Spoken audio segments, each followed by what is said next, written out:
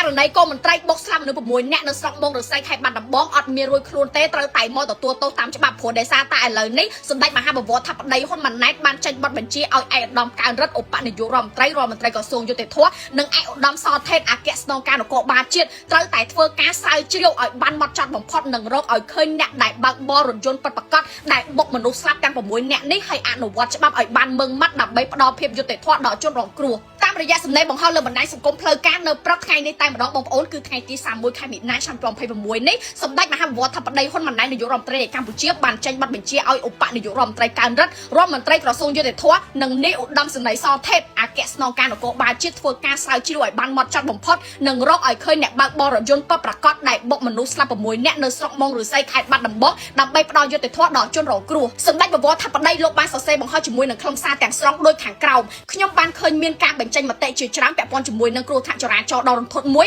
ដែលកើតឡើងនៅយប់ថ្ងៃទី27ខែមិនិនាឆ្នាំ2026នៅស្រុកមុងឫស្សីខេត្តបាត់ដំបងដែលមនុស្សមួយចំនួន6នាក់ត្រូវបានស្លាប់រួមទាំងទារកនៅក្នុងផ្ទៃមាតាផងដែរដែលបង្កឡើងដោយរថយន្តមួយគ្រឿងបុកពួកគាត់ឲ្យរត់គេចខ្លួនបាត់ជាមួយនឹងការសម្ដែងការសោកស្ដាយដល់ជនរងគ្រោះមានបងប្អូនមួយចំនួនក៏បានសម្ដែងការព្រួយបារម្ភអំពីការដែលអ្នកប្រព្រឹត្តមិនអាចត្រូវបានទទួលទោសដោយសារមានគ្រួសារជាមន្ត្រីជាដំបូងខ្ញុំសូមចូលរួមមរណទុកជាមួយនឹងក្រុមគ្រួសារសពនៃជនរងគ្រោះទាំង6និងសូមវិញ្ញាណក្ខន្ធអ្នកទាំងអស់គ្នាបានទៅកាន់សុគតិភពកុំបីឃ្លាតឡើយចំពោះការទទួលខុសត្រូវតាមផ្លូវច្បាប់ក្នុងករណីនេះខ្ញុំបានចេញបទបញ្ជាឲ្យឯកឧត្តមកើនរិទ្ធឧបនាយករដ្ឋមន្ត្រីក្រសួងយុតិធម៌និងឯកឧត្តមសថេតអគ្គស្នងការនគរបាលជាតិត្រូវធ្វើការស្រាវជ្រាវឲ្យបានម៉ត់ចត់បំផុតនិងរកឲ្យឃើញអ្នកដែលបើកបររថយន្តពិតប្រាកដដែលបុកមនុស្សស្លាប់ទាំង6នាក់នេះហើយអនុវត្តច្បាប់ឲ្យបានម៉ឺងម៉ាត់ដើម្បីផ្ដល់ភាពយុត្តិធម៌ដល់ជនរងគ្រោះក្នុងពេលជាមួយគ្នានេះដែរខ្ញុំក៏សូមអំពាវនាវដល់បងប្អូនប្រជាពលរដ្ឋយើងធ្វើការបើកបរដោយប្រុងប្រយ័ត្នខ្ពស់និងគោរពច្បាប់ចរាចរណ៍ផ្លូវគោកឲ្យបានម៉ឺងម៉ាត់ជាពិសេសក្នុងកំឡុងពេលបុណ្យចូលឆ្នាំប្រពៃណីជាតិនៅខាងមុខនេះ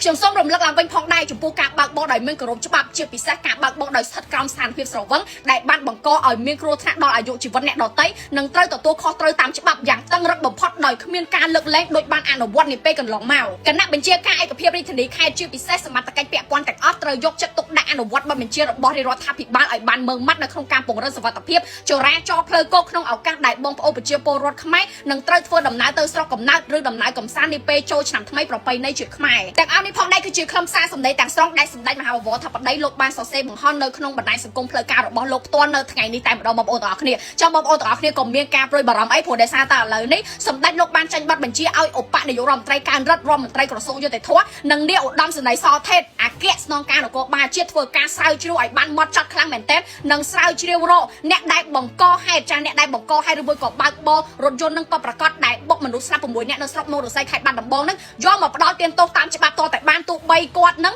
គឺជាកូនមន្ត្រីក៏ដោយគឺអត់មានការលើកលែងទេបងប្អូនចា